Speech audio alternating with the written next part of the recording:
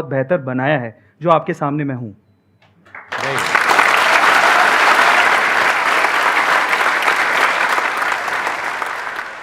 Question ये है कि आपने जैसे बोला कि दैट बर्निंग फायर होना चाहिए या कुछ है, अगर वो स्टिल एग्जिस्टिंग है, but being a special educator क्या रहता है कि हमारा तो वर्क है, but parents are also expecting more as compare to the main streaming student, तो that exertion on the existing job और वॉट एवर द करियर अगर होता है तो वो कैसे मतलब रिजॉल्व होगा? अगर आप करियर को चूज कर रहे हैं तो प्रॉब्लम ये होती है कि दूसरों की एक्सपेक्टेशंस क्या हैं, दूसरे क्या सोचते हैं, कौन सा करियर बेहतर है, कौन उस करियर में अच्छा कर रहा है, हम वो फॉलो करने की कोशिश करते हैं बजाय अपने पैशन को देखने के। मैं बड़ा खुश हूं इन्होंने कहा कि मैंने उस करियर को चूज किया। जनरली लोग जाते नहीं है, बहुत बढ़िया बात है यार, मानना पड़ेगा। बिकॉज आप लोग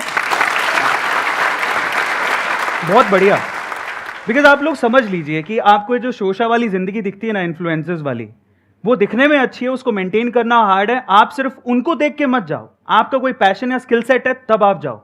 और इंडिया को सिर्फ इन्फ्लुएंसर्स की जरूरत नहीं है, बाय द वे। हमें बहुत सारे फील्ड में, हमारे इंडिया में यूथ बहुत अमेजिंग है, बहुत। लेकिन प्रॉब्लम क्या है, सोशल मीडिया पे दिखता है तो हम फॉलो करने लगते हैं, अपने पैशन को भूल जाते हैं, या आपका जो स्किल सेट है, जो आप जिस चीज के लिए बने हो, वो भूल जाते हैं। करियर पे ध्यान रखिए। अपने करियर को चूज करने के लिए, दूसरों को दिखाने के लिए या दूसरों के एप्रिसिएशन के लिए करियर को चूज मत करो, या दूसरों की एक्सपेक्टेशंस पर खरे उतरने के लिए अपने करियर को चूज मत करो बॉस। अगेन कह रहा हूं, जिंदगी आपकी है, सपने आपके हैं, आप अपने हिसाब से अपने करियर को चूज करिए। आपका पैशन क्या है, आपकी पॉजिटिविटी क्या है, आपके कैलिबर्स क्या है, उसके हिसाब से अपने करियर को चूज करना बहुत जरूरी है। मैंने अभी थोड़े दिन पहले एक स्पिरिचुअल गुरु है, she is really amazing, Jaya Kishori ji, उनके साथ एक पॉडकास्ट किया था, उनका नाम लेना चाहूँगा मैं, और वो पॉडकास्ट अभी रिलीज़ हुआ है। तो उनसे मैंने एक चीज़ सीखी। देखिए, लोग आपको बहुत कुछ कहेंगे, बहुत कुछ, वो गाली भी निकालेंगे, आलोचना भी करेंगे, they will abuse you, they will criticise you. यार वो लेना नहीं लेना आपके हाथ में, इग्नोर कर दो, छोड़ दो उसको। हार्ड है, लेकिन अगर आपने ये कला सीख ली कि दूसरों के क्रिटिसिज्म को कैसे एक लाइन के बाद, एक बाउंड्री के बाद अपने तक आने ही नहीं देना है। अगर आपने 200% किया है ना, that's it, straight forward, simply बोल रहा हूं, दूसरों की क्रिटिसिज्म को भूल जाओ। अगर मन से सेटिस्फैक्शन है ना कि मैंने बच्चों के लिए बहुत दिन रात मेहनत की है, 200% दिया है, क्रिटिसिज्म मैटर ही नहीं करता, जब तक आपका मन आपको अप्रिशिएट कर रहा है। और आपके मन का अप्रिशिएशन बहुत ज्यादा मायने रखता है।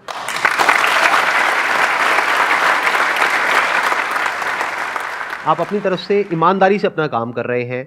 आप किसके लिए कर रहे हैं? आप अल्टीमेटली उन बच्चों के लिए ही कर रहे हैं ना। अब उनके जो पेरेंट्स हैं वो नहीं समझ रहे, वो आ करके आपको उल्टा बोल करके जा रहे हैं, तो आपको गुस्सा आएगा। आपकी जगह मैं होऊंगा, कोई भी होगा, उसको गुस्सा आएगा। किसको नहीं आएगा? कोई इंसान अपने पूरे दिल से एक काम को करे, ईमानदारी से करे, अच्छी नीयत के साथ करे, उसके बाद भी लोग सामने से उल्टा बोले तो गुस्सा आता है। आई अंडरस्टैंड, बट इस गुस्से को यूज करिए उन बच्चों की लाइफ को और बेटर बनाने में। जैसे जब मैंने अपने सेशंस करने शुरू करे थे तो बहुत लोगों ने बहुत तरह से क्रिटिसाइज किया, मेरे को किया, इनको भी किया होगा, आई एम 100% श्योर। तो वो जो क्रिटिसिज्म है उसको मैंने यूज किया कि लोग उल्टा बोल रहे हैं ना, इसका मतलब कुछ उसमें सच्चाई भी है और कुछ झूठ भी है।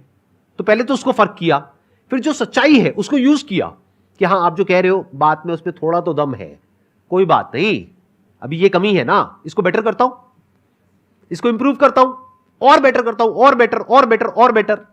अब वो 100% तो कभी भी नहीं हो सकता। मतलब ऐसा कभी नहीं हो सकता कि 100% पेरेंट्स आपके पास आकर के आपकी तारीफ करने लग जाए, ऐसा नहीं हो सकता। बट अब आपका टारगेट क्या होना चाहिए? 10 में से 9 उल्टा बोलते हैं, एक अच्छा बोलता है। आपका होना चाहिए इस 10 में से 5 लोग आए और दिल से आकर के आपको थैंक्स करें।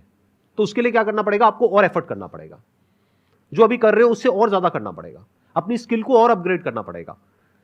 अब वो आप क्या करोगे, कैसे करोगे, वो आपको पता है, क्योंकि वो आपकी लाइन है, हमें नहीं पता है। तो अगर आप वो कर पाते हो और उस तरह से आगे बढ़ पाते हो, तो सिर्फ अभी जिस स्कूल में आप पढ़ा रहे हो वहीं पर नहीं, आगे भी लाइफ में बहुत आगे जा सकते हो। अपॉर्चुनिटीज बहुत है, और उन्हीं लोगों के लिए है जो इस तरीके से लाइफ में आगे बढ़ते हैं। क्योंकि अगर उनके कहने पर आप रुक गए तो नुकसान किसका है? इसको ऐसे देखो, आपने कहा कि अब मैं अपना जो काम कर रही हूं ना, उसको अच्छे से करने के बाद भी कुछ मिलता तो है नहीं, मतलब अपना काम अच्छे से करने के बाद भी उल्टा ही सुनने को मिलता है, तो काम करना ही क्यों है? भाड़ में जाए, मुझे क्या फर्क पड़ता है। ये भी एक अप्रोच है बहुत लोगों की कि हम काम करते हैं, एप्रिसिएशन तो मिलता नहीं है, जॉब करता हूं, यहां पर कमियां तो सब निकालते हैं, तारीफ कोई करता नहीं है, अच्छी क्वालिटी कोई देखता नहीं है, तो मैं अपना काम ढंग से करूं ही क्यों? तो इसमें नुकसान किसका है? कभी सोचा है? शॉर्ट टर्म में चलो उस इंसान का नुकसान है, जो एम्प्लॉयर है उसका नुकसान है, लॉन्ग टर्म में किसका नुकसान है? एम्प्लॉय का, क्योंकि वो एम्प्लॉय वहीं पे स्टक हो जाएगा, वो बेकार हो गया उस कंपनी के लिए भी और कंपनीज के लिए भी।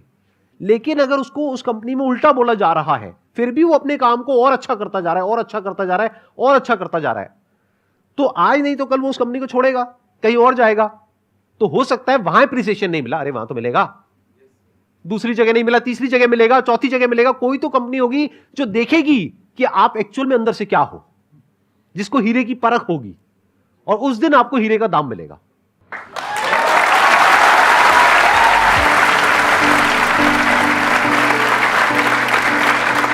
It was really a pleasure meeting you and pleasure talking to you. Thank you so much for coming. It means a lot to me Thank you so much. and to everybody here. Thank you so much.